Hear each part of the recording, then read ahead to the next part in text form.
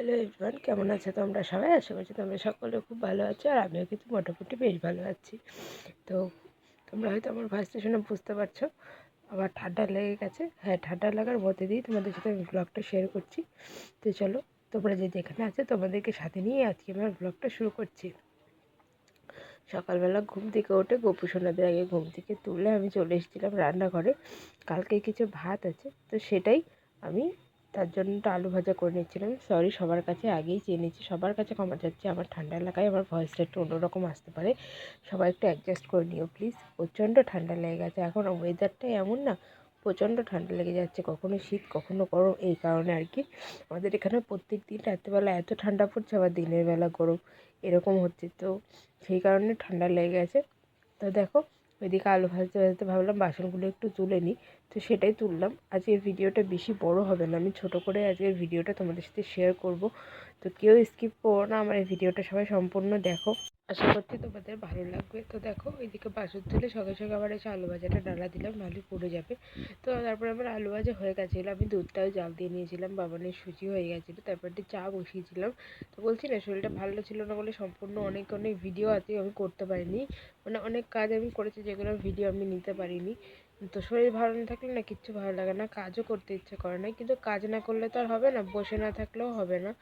তো বসে থাকলেও মানে আমাদের চলবে না, আমাদের কাজ করেই যেতে হবে। তো যাই হোক, দেখো আমি কিন্তু চাটা খেয়ে বাবানকে খাওয়ালাম, খাইয়ে আমি কিন্তু ওকে ঘুম পাড়িয়ে দিয়েছি। ও আজকে সকাল সকাল উঠে গেছিলো, তো ওরও শরীরটা ভালো না, ঠান্ডা লেগেছে, কাশি ওরও। এই দেখো ওষুধ খাওয়াচ্ছি ওকে আমি। তো যাই হোক, তারপরে এগুলো একটু গুছিয়ে রাখলাম, রেখে চলে গেছিলাম রান্নাঘরে। গিয়ে মাছ ধুয়েছি, তারপর বাবানের বদল টদলগুলো ধুয়েছি, বাবানের খাবার করেছি, করে টরে নিয়ে এই যে এখন মাছের মাথা ভাজছি। এই মাছের মাথা দিয়ে আজকে মুড়িঘণ্টার ডাল হবে, পেঁয়াজ রসুন দিয়েই মুড়িঘণ্টার ডালটা হবে, আর এদিকে কিশমিশ। তা আমার না মুড়িঘণ্টা ডালের সাথে কিশমিশটা বেশ ভালো লাগে, তোমাদের কেমন লাগলো অবশ্যই জানিও। আর এই দিয়ে কিন্তু আমি ডালটা সিদ্ধ করে রেখে দিয়েছিলাম।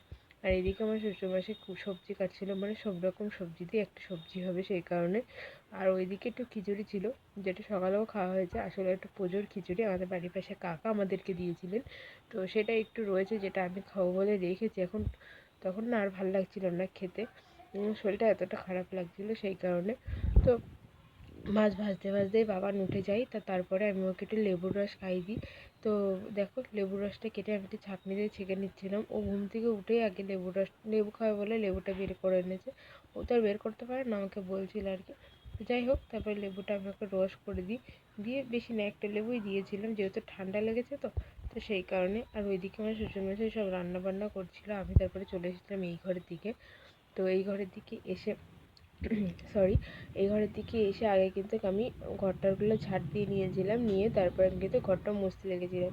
তার মধ্যে আমি একটু খেয়ে নিয়েছিলাম, যে প্রসাদটা দিয়ে গেছিলেন ওই কাকা, সেই প্রসাদটা আমি একটুখানি রেখেছিলাম। আর সকালবেলায় যে বললাম আলু ভেজেছি, তো এই প্রসাদটুকুই সকালবেলা আমি খেয়েছিলাম, আমি আর কিচ্ছু খাইনি, তোমার শরীরটা ভালো ছিল না সেই কারণে।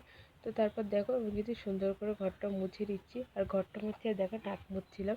আসলে এতটা ঠান্ডা লেগে গেছে না, কি বলবো। তো এখনকার ওয়েদারটাই এরকম, সবাই একটু সাবধানে চলো, কেউ পাখা চালিও না, ঠান্ডা লেগে যাবে সবাই। সবাই ভালো থাকো, সুস্থ থাকো, এইটুকুই চাই। তো দেখো, আবার ঠান্ডা লাগার মধ্যে দিয়েও তোমাদের সাথে ভিডিও করছি, তো এর কারণে তো সবাই একটু লাইক করে দিতেই পারো বলো। তো প্লিজ সবাই একটু লাইক করে দিও, একটু শেয়ার করে দিও। তো দেখো, কথা বলতে বলতে কিন্তু আমার ঘর মোছা হয়ে গেছে, আর ওইদিকে কিন্তু আমি বাবাকে চান করিয়ে খাইয়ে রেডি করে দিয়েছি, ও অলরেডি আমার শাশুড়ি মায়ের কাছে রয়েছে। তো তারপর দেখো, কথা বলতে বলতে আমার কিন্তু ঘর মোছা অলরেডি ডান। আর জানো, আমার ঘরের আলপনাগুলো এখনও ওইভাবেই ঠিকঠাক আছে। তো যাই হোক, ওই দিকের কিছু কাজ সেরে বাসন টাসনগুলো মেজে আমি উঠোনটা ঝাড় দিয়ে নিচ্ছিলাম। আর বাবান আমার শাশুড়ি মায়ের কাছেই ছিল, আমি আর প্রত্যেকদিনই উঠোন টুটোনগুলো ঝাড় দিয়ে সব কিছু গুছিয়ে গাছিয়ে চান করতে যাই। তো মাকে বললাম তুমি নাও, আমি ওই দিকটা সেরে আমি চান করে আসছি, তারপর তুমি যেও চান টান করে এসো। তো আজকে দেখো, আমি কিন্তু মাকে বললাম আমিই পুজোটা দিয়ে দিচ্ছি, তোমাকে পুজো দিতে হবে না, তুমি ওকে ধরো, আমার শরীরটা ভালো লাগছে না, আগে আমি উঠোন টুটোন করে ঝাড় দিয়ে চান করে আসি, তারপরে আমি ওকে নিচ্ছি পুজোটা দিয়ে। তো তারপরে ওকে আমার শ্বশুরমশাই নিয়েছিল, আমি এদিকে উঠোন টুটোনগুলো ঝাড় দিয়ে যত বাসন ছিল সব মেজে তারপর চান করেছিলাম, করে আমি কিন্তু গোপালদেরকে পুজো দিয়ে নিয়েছিলাম। তার মধ্যে বাবার এত দুষ্টুমি করে, তো ওকে নিয়ে কোনো কাজ করা যায় না। তো যাই হোক, তারপর দেখো আমি কিন্তু গোবরসোনাতে পুজো দিয়ে দিয়েছিলাম, দিয়ে একটু খাওয়া দাওয়া করে ঘুমিয়ে নিয়েছিলাম। আসলে জ্বর জ্বর মতো লাগছিলো, আর বাবানকে নিয়ে জানো তো কোনো কিছু করা যায় না। তো যাই হোক, তারপর ওকে নিয়ে একটু শুয়েছিলাম। তারপরে সন্ধ্যা হয়ে গেছিলো ঘুম থেকে উঠতে উঠতে। তো উঠেই আগে একটু চা খেয়ে দিয়েছিলাম। মানে এতটা ঠান্ডা লেগে গেছে তো মনে হচ্ছে শুধুই চা খাই, আর চা খেলে না বেশ ভালো লাগছিলো, একটু আরাম পাচ্ছিলাম।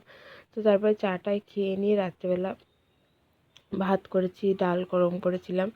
তো সেইগুলো করে নিয়ে আর রাত্রে ডালের সাথে কিছু খাওয়ার জন্য কিছু ছিল না বলে পাঁপড় ভেজেছিলাম। এই ছিল কালকে সারাদিনে এইটুকুই ভ্লগ করতে পেরেছি। যদি ভ্লগটা ভালো লেগে থাকে প্লিজ একটু like, comment, share and subscribe করে দিও। দেখা হবে নেক্সট কোনো একটা ভ্লগে। ততক্ষণ সবাই ভালো থেকো, সুস্থ থেকো, টাটা।